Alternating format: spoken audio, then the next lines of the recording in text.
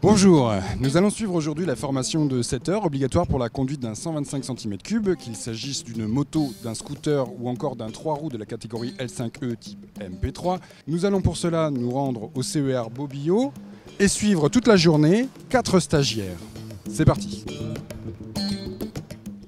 C'est Seb qui s'occupe aujourd'hui de la formation de 7 heures. Bonjour Seb, pourrais-tu nous expliquer en quoi consiste la formation et quel va être le déroulement de la journée? La formation donc en scooter 125 qu'on peut aussi faire en moto 125. Là on le fait sur une après-midi, midi 19h. Donc pour ceux qui ont le permis voiture depuis plus de 2 ans, qui veulent aller s'acheter un scooter et pour pouvoir être assurés et rouler en sécurité. On va faire une partie théorique pour les dangers du deux roues, toutes les choses un peu spécifiques aux deux roues. Après, on va partir au plateau. Donc, on fera les exercices de maniabilité, d'équilibre, de technique et de position des yeux, tout ce qui est important en deux roues. Et on ira faire un petit morceau de circulation, donc un petit bout pour revoir un peu comment ils gèrent le code de la route, leur position, leur contrôle, tout ce qu'il y a besoin de faire sur la route pour rouler en sécurité, sans gêner et sans être dangereux pour les autres. Voilà, moi, je conduis un Vespa 125 Gran Turismo et j'ai voulu faire la formation parce que voilà, après un an de conduite, j'ai quand même eu quelques moments de frayeur. Je suis tombé une fois parce que j'ai été surpris et je me suis dit que ça valait le coup de faire la formation. J'avais envie de comprendre un peu mieux le freinage, comment on équipe son freinage, en particulier le freinage d'urgence. Moi j'ai le droit de conduire mais ça m'intéressait. La partie théorique, moi j'ai trouvé ça bien de refaire un tour un peu des équipements. C'est vrai qu'on a tendance à oublier ce qu'il faut porter, quels sont les critères importants sur le choix des vêtements, des gants, du casque. C'est bien de se faire rappeler les basiques. Alors Sébastien, est-ce que vous pensez que les gens commencent à prendre conscience de l'intérêt de cette formation?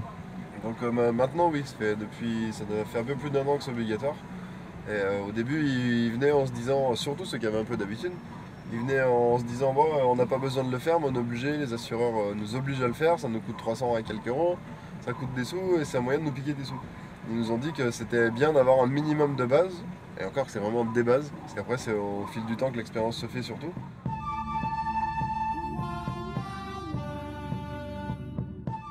Nous voici sur le plateau pour la partie pratique de la formation de 7 heures. Peux-tu nous dire un petit peu ce que vous faites et le contenu? Ok, donc là, avant le parcours que vous voyez derrière nous, on a commencé par tout ce qui est débéquillage du scooter. Après, on a fait un petit parcours assez lent pour bien gérer l'équilibre, qu'ils puissent bien placer leurs yeux, parce que c'est toujours le plus important en deux roues. Avoir un minimum de maîtrise du scooter, surtout pour ceux qui n'en avaient jamais fait ou vraiment pas souvent. Et là, derrière nous, ils sont en train de faire un parcours un peu plus rapide, donc ça veut dire qu'il faut anticiper encore plus tôt. Il faut placer les yeux encore plus tôt et essayer d'avoir une trajectoire assez fluide pour pas avoir besoin de mettre un coup de guidon sec qui pourrait toujours être dangereux en deux roues.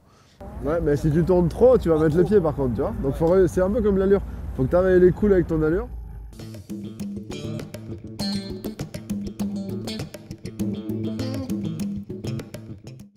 Tous les deux roues, notre toujours frein avant, frein arrière. Frein avant à droite, frein arrière à gauche. Dernière chose qu'on a parlé tout à l'heure, quand vous freinez même doucement, le guidon droit.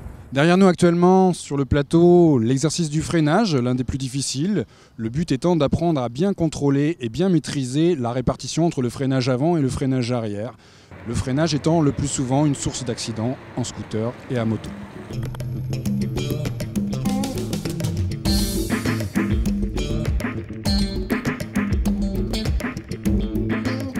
Nous voici en compagnie de Chantal qui suit ce stage. Chantal, premières impressions? C'est très intéressant. Moi, de toute façon, je tenais à faire cette formation. D'abord, elle est obligatoire. L'appréhension, c'était de ne pas y arriver, parce que c'est toujours comme ça quand on se lance un petit peu un défi. Alors, je sais que les points que j'ai à travailler, moi, ce sera dans la maniabilité du scooter par rapport à tout ce qui est petite vitesse, par exemple. Et de penser à regarder loin. Et voilà, après quelques heures passées sur le plateau, les élèves sont fin prêts pour prendre la route. Ils sont suivis par la voiture de la moto-école qui ne manquera pas de leur prodiguer les derniers conseils. On reste toujours bien dans la voie de droite. Restez bien positionné comme vous êtes, ça va, c'est pas mal. On a tous vu déjà qu'il y a des voitures, des scooters qui grillaient les feux, les stops, les priorités à droite. Donc un petit coup d'œil, ça coûte pas grand chose de regarder, ça peut coûter beaucoup de pas regarder par contre. Pourquoi il y en a un qui est pas dans la voie de gauche? Après quelques heures, les élèves sont prêts à prendre la route par leurs propres moyens et sont aptes à convoyer leur scooter jusqu'à la moto-école. Niki, après cette journée de formation, quel est ton premier ressenti? Et j'ai trouvé ça très bien, quoi, parce que moi j'ai jamais été en deux roues. Donc du coup, je démarrais de zéro et là j'ai appris des bonnes bases solides pour démarrer ma vie en deux roues sur Paris, quoi. Philippe, responsable du CER Bobillot, nous venons d'avoir le point de vue des élèves. J'aimerais bien maintenant avoir celui du professionnel quant à cette formation de 7 heures. Il y a 1 an et demi maintenant, c'était 3 heures. Donc ça avait également le mérite d'exister, puisque avant il n'y avait rien du tout. Ce qui est parfait, c'est qu'on arrive à sensibiliser maintenant en salle, ce qui n'est pas négligeable, parce que la salle, c'est indispensable.